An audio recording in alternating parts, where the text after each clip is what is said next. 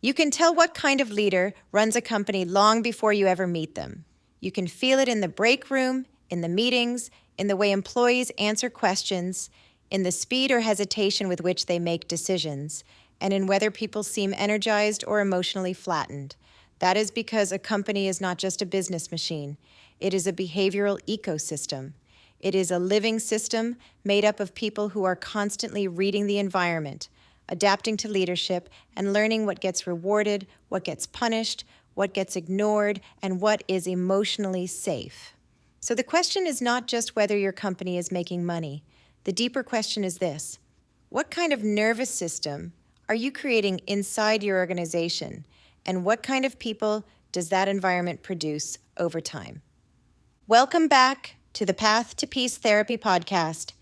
I'm Stephanie Buckley, parenting strategist, ADHD specialist, and family systems coach.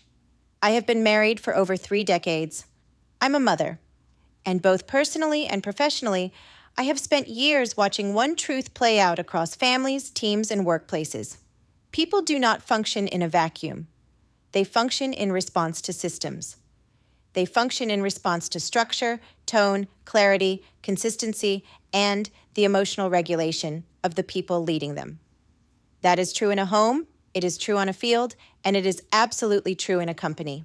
So in today's episode, I want to talk directly to business owners, founders, and CEOs. I want to ask the kind of question that most leaders avoid because it is uncomfortable, but it is also incredibly revealing. If your employees could review you honestly, anonymously, and without consequence, what would they say about your leadership, your communication, your integrity, and the culture you are building? In psychology and neuroscience, the prefrontal cortex is the part of the brain associated with executive functioning. Executive functioning refers to a set of higher-order mental skills that help a person plan, organize, prioritize, regulate impulses, shift attention, and think long-term rather than react in the moment. When the prefrontal cortex is functioning well, behavior becomes more intentional, measured, and strategic. When it is compromised by stress, immaturity, or dysregulation, people become more impulsive, more emotionally reactive, and less capable of clear decision-making. In a company, the CEO functions very much like the prefrontal cortex of the organization. You are the top-down regulator. Top-down regulation is a term used to describe the ability of a higher-level structure to stabilize and guide what happens beneath it. In practical terms, that means your clarity, your consistency, your discipline, and your emotional steadiness influence whether your company feels organized or chaotic, safe or tense, focused or fractured. This is where so many leaders get it wrong. They assume culture is created by slogans, branding, perks, or quarterly all-hands meetings. It is not. Culture is created by repeated interactions. It is created by what happens in the hallway after a mistake, in the tone of an email, in how expectations are explained, in whether employees feel safe asking a question, and in whether you are the same person in public that you are in private. Your employees are not simply listening to what you say. They are studying how you behave. They are drawing conclusions about whether you are fair, whether you are trustworthy, whether you are clear, and whether they need to brace themselves around you or can relax enough to do excellent work. There is a concept in psychology called emotional contagion. Emotional contagion refers to the process by which emotions spread from one person to another, often outside conscious awareness. In other words, people catch emotional tone the way they catch a yawn. If the leader is calm, grounded, and thoughtful, that tends to settle the environment. If the leader is anxious, irritable, dismissive, or explosive, that state spreads too. In a company, this matters enormously because employees are constantly scanning the environment for cues. That scanning process is part of what we call hypervigilance, which is a heightened state of alertness where people monitor for threat, disapproval, or unpredictability.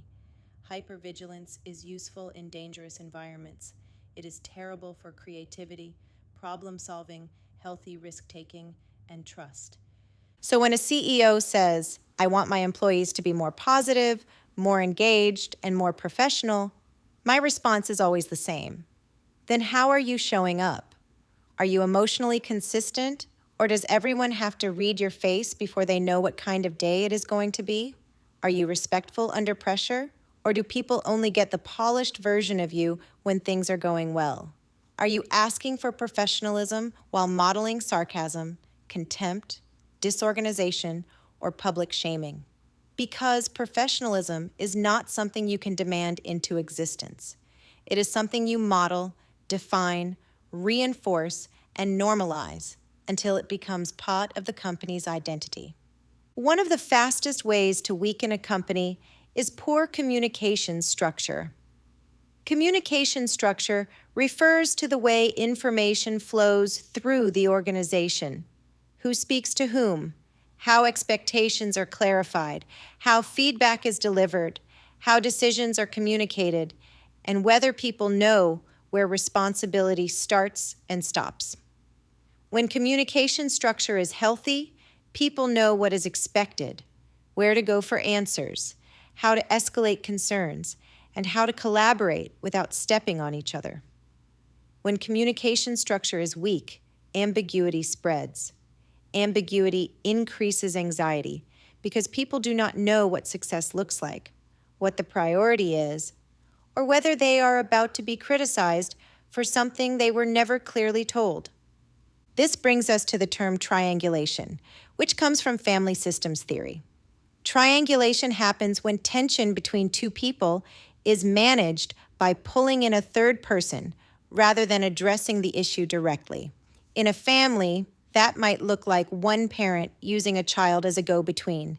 In a company, it looks like a CEO complaining to one manager about another employee instead of having the conversation directly.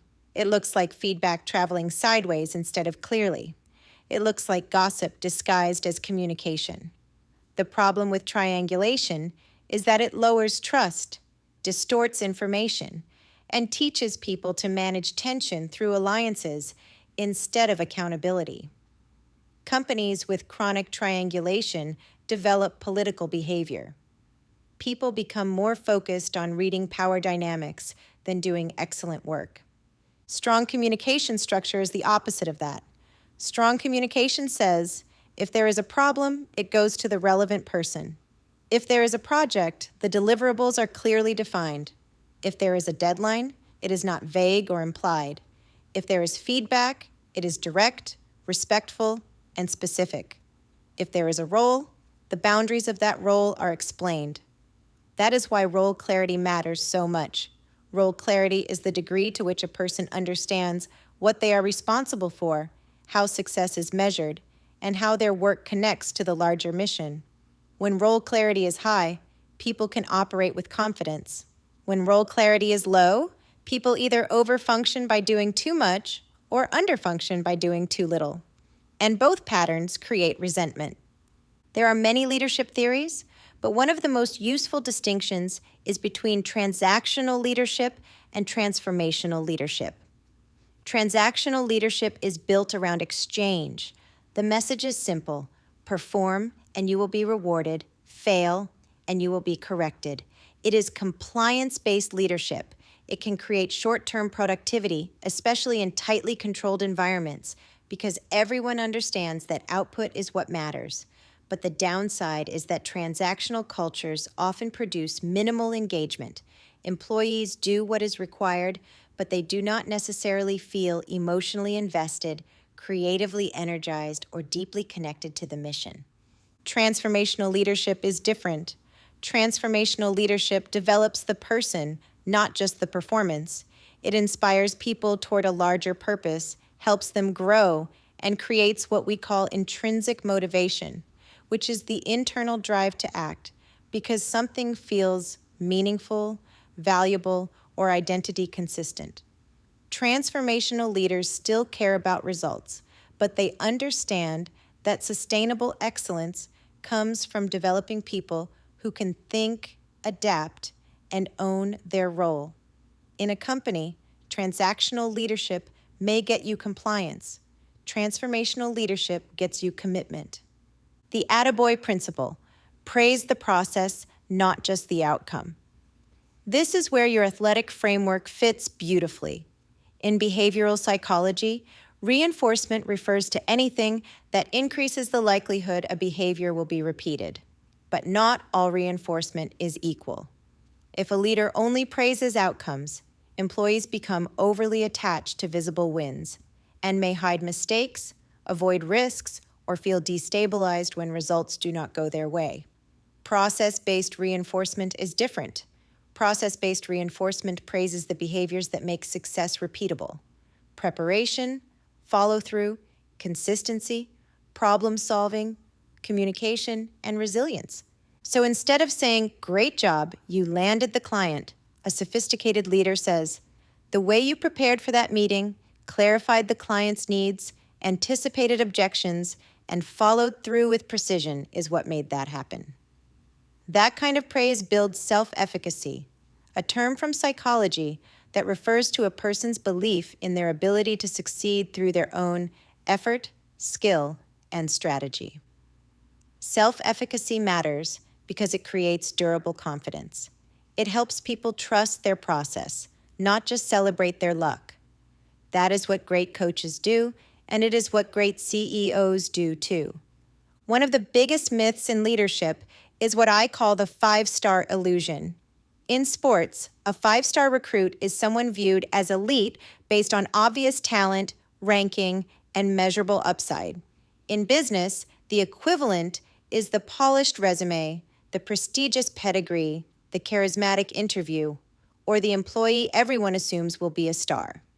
The problem is that talent is not the same thing as sustained performance. There is a concept called context-dependent performance, which means people perform differently depending on the environment they are in. A highly talented person can underperform in a chaotic, unclear, inconsistent system. Meanwhile, a person who is not flashy on paper can thrive in a strong system with clarity, structure, and support. That is why so many leaders keep making the same mistake. They keep chasing talent while ignoring system design. They assume the answer is to find better people, when often the real answer is to build a better culture, a clearer structure, and a stronger communication flow. People do not consistently rise because they are gifted. They rise because the environment makes excellent performance more likely. This is what made Nick Saban's leadership model so compelling. Saban became known for what many people refer to as the process, a philosophy centered on the disciplined execution of controllable behaviors rather than obsessing over the final scoreboard. Coverage of Saban's coaching approach has long emphasized how meticulous, methodical, and relentless he was about recruiting, preparation, and standards. That model reflects what we might call process-driven leadership, where the focus is not win the championship in some vague motivational sense, but do the next right thing with consistency, discipline, and technical excellence. Psychologically, process-driven leadership reduces emotional volatility because it anchors people in behaviors they can control. It also builds behavioral consistency, meaning the repeated execution of the right habits until performance becomes more reliable over time. In business, the Saban model means you do not just tell employees to do better or crush it. You break down what excellence looks like. You define the steps. You teach the standard. You inspect the standard. You repeat the standard. That is how a company becomes disciplined rather than inspirational for 10 minutes and chaotic for the rest of the quarter. Bill Belichick built one of the most recognizable leadership philosophies in football around a deceptively simple phrase, "Do your job." Patriots coverage has explicitly described that phrase as more than a slogan and as a foundation of Belichick's coaching philosophy. What makes that so powerful is not the phrase itself, but the psychological architecture underneath it. Do your job is essentially the language of role clarity, accountability, precision, and ego reduction. It tells people, Know your responsibility, execute your responsibility, and trust the system enough not to turn every moment into a personal performance. This matters because one of the most destabilizing things in any organization is role confusion. When people do not know what is theirs to own, they either overreach or withdraw. Belichick's approach helped create a culture where individuals understood that being part of a successful system sometimes means doing the unglamorous thing with excellence. That is maturity. That is professionalism. That is what a company needs too. You do not need every employee trying to be the star. You need people who understand the value of precise contribution. Urban Meyer provides a useful contrast because his career illustrates that visible success and healthy leadership are not always the same thing. During his disastrous tenure with the Jacksonville Jaguars, multiple reports described an unstable, high-conflict environment, and he was fired after just 13 games. This brings us to the concept of high-pressure performance environments, where expectation is intense, pressure is constant, and emotional steadiness is lacking. These environments can sometimes generate compliance in the short term, but they often do so at a high cost. The psychological toll of that kind of leadership often includes emotional exhaustion, which is the draining effect of chronic stress, criticism, unpredictability, and low relational safety. In a workplace, this looks like people producing out of fear rather than pride. They perform, but they do not attach. They comply, but they do not trust. They survive, but they do not stay. This is the danger of confusing pressure with excellence. Pressure can squeeze effort out of people for a while. It cannot build durable culture. Now let's bring in the Indiana college football example because it is one of the best illustrations of culture-first leadership. When Curt Cignetti took over Indiana, he brought 13 transfers with him from James Madison, and Indiana's own notes and later national coverage emphasized how those players became central to the team's reset and rise. This is incredibly important because it highlights a concept called cultural alignment. Cultural alignment is the fit between a person's behaviors, values, discipline, and work style, and the system they are entering. People who are culturally aligned do not need to spend all their energy decoding the environment. They already understand the standard. That leads into another powerful concept, transfer of trust. Transfer of trust happens when people willingly follow a leader from one environment into another because they trust the structure, consistency, fairness, and developmental strength of that leader's system. Those Indiana players were not just following a brand. They were following a culture they understood. They were following clarity. They were following predictability. They were following a coach whose standards made sense to them. That is what many CEOs miss. They assume loyalty is about charisma, money, or prestige. Often it is about trust in the system. Indiana's example also highlights systems-based performance, which is the idea that outcomes are created not merely by standout talent, but by the interaction of structure, accountability, cohesion, and clearly understood roles.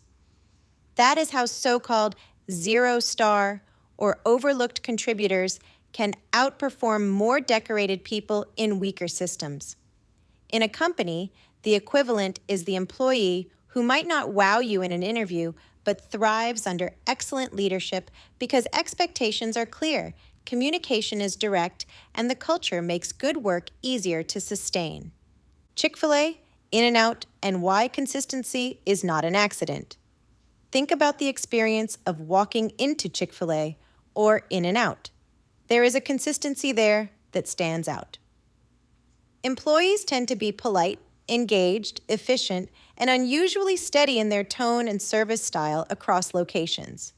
What people often mistake for personality is usually the result of behavioral standardization.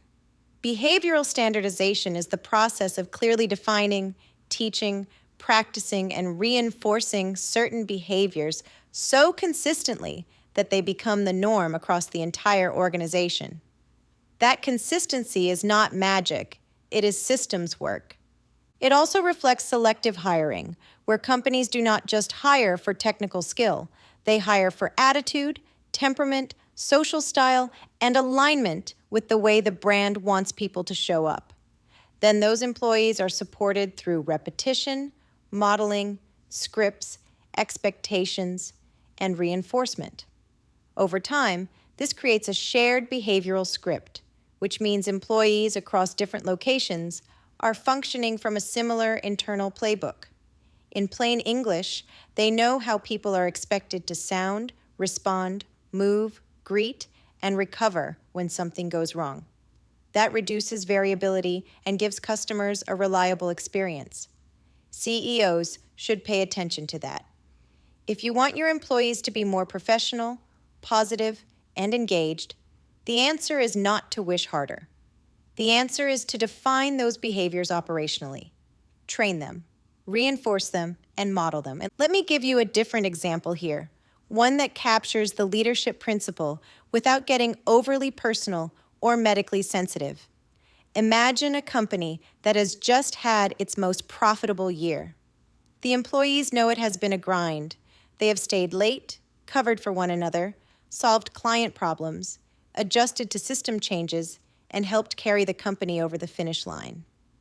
Then leadership hosts a celebration. Everyone gathers in the main office atrium. There is applause, a speech, a branded video montage, and a lot of language about family and team.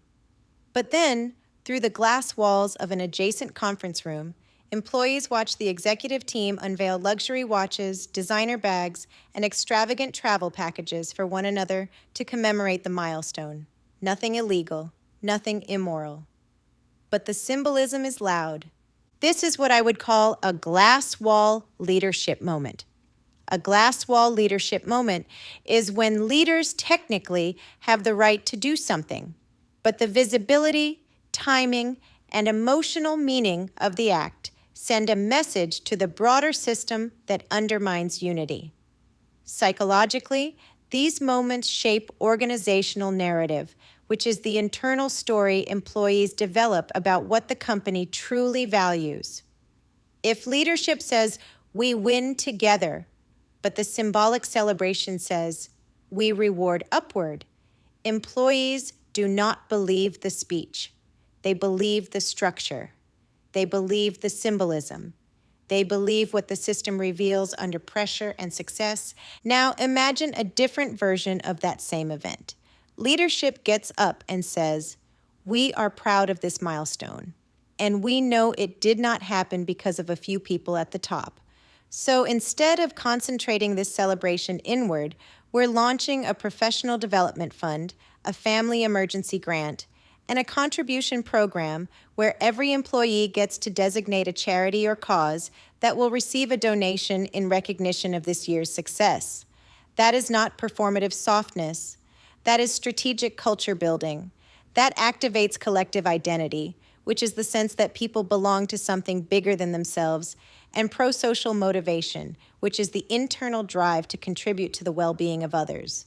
Those forces strengthen loyalty because people feel that the company's success includes them rather than merely using them. Now, let's go even further. Imagine if every quarter your employees completed a truly anonymous leadership review of you. Not filtered, not sugar-coated, not something that could be tracked back to them. Just a genuine account of what it feels like to work under your leadership. This is called upward feedback, which means information flows from employees back to leadership rather than only from leadership downward. Upward feedback only works if there is psychological safety, which is the belief that people can speak truthfully without retaliation, humiliation, or subtle punishment. The value of this is not that it would make leaders feel comfortable. It would not. The value is that it would expose the gap between intention and impact. A CEO may believe they are passionate, but employees may experience them as volatile.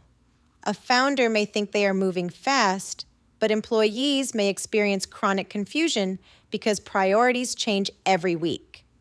A leader may think they are being selective with their time, but employees may experience favoritism because only top performers receive access, attention, and relational warmth. Honest upward feedback shines light on the invisible culture the leader may be creating unintentionally. So let's pull the threads together. Are you a transactional leader who gets compliance but not commitment? Are you a transformational leader who develops people and builds intrinsic motivation? Are you process-driven like Saban, where the standard is clear and the work is disciplined? Are you role clear like Belichick, where everyone understands the job and egos do not run the system? Are you unstable and pressure-heavy like the Urban Meyer model, where fear may drive movement, but it eventually erodes trust? Or are you like Signetti, building cultural alignment, transfer of trust, and systems-based performance where people want to follow you because the environment is coherent and developmental? And let me add one more distinction. Are you the kind of leader who only engages with your top performers? Or do you understand that culture is not measured by how you treat your stars, but by how the rest of the organization experiences your presence? Because any leader can look good next to the strongest people in the room. The better question is whether the middle of your company is getting stronger because of you. At the end of the day, leadership is not merely about profit, pressure, or performance metrics. It is about environmental design, which is the deliberate creation of systems, structures, expectations, and reinforcement patterns that make the right behaviors more likely to happen. The strongest companies do not rely on charisma, luck, or talent alone. They rely on clarity, repetition, trust, process, role definition, and emotional steadiness. They build cultures where people know what excellence looks like, know how to contribute, and know that they matter. So if your employees were asked to review you today, what would they say? Would they describe you as clear or confusing, regulated or reactive, direct or triangulating, developmental or self-focused, fair or political? Would they say your company teaches professionalism or merely demands it? Would they say your culture builds people or burns them out? Because whether you are leading a family, a team, or a company, the same truth applies. People do not become their best in environments that make them small. They become their best in environments that are clear, consistent, and worthy of their trust. How you show up as a leader in your office tells me far more than your leadership style. It tells me how you are likely showing up as a parent at home, because both roles draw from the same internal operating system. In psychology, this is understood through the concept of cross-context behavioral consistency, which refers to the tendency for individuals to carry the same emotional regulation patterns, communication styles, and response habits across different environments, even when the roles appear different. If you are reactive, inconsistent, avoidant, or unclear in the workplace, those same patterns often show up at home in the form of unpredictable discipline, mixed messages, or emotional volatility. If you overfunction at work, meaning you take on too much responsibility, micromanage, and struggle to delegate, you are likely doing the same at home, which can create dependency in both your employees and your children. On the other hand, if you lead with clarity, consistency, and emotional regulation, meaning you can stay grounded under pressure, communicate expectations clearly, and follow through without overreacting, you are creating an environment, both at work and at home, that supports autonomy, confidence, and trust. This is because both systems rely on the same psychological principles. Predictability reduces anxiety, clarity increases competence, and regulated leadership fosters secure attachment, which is the sense that individuals feel safe, supported, and capable within a relationship. So when we look at leadership, we are not just looking at performance in one domain, we are looking at a pattern of behavior that shapes every system that person is part of. This episode is for educational purposes and to provide support. It's not a substitute for professional mental health evaluation, diagnosis, or treatment. The more we understand the psychology of systems, the more intentional we can become in every role we hold: parent, partner, coach, or CEO, because people are always responding to the environment around them, and leadership matters far more than most people realize. Thank you for spending this time with me. If this episode was helpful, I'd love it if you shared it with a fellow business owner, entrepreneur, founder, or leader who might need it too. You can also subscribe to stay up to date on future episodes and check out additional tools and resources at thepathtoppeacetherapy.com. Follow me on Instagram at thepathtoppeacetherapy. If you are in California, I offer virtual sessions if you are not in the Hermosa Beach and South Bay area. You can book online at The Path to Peace Therapy. And as always, take a deep breath, give yourself some grace, and remember, peace is possible, and you don't have to do this alone.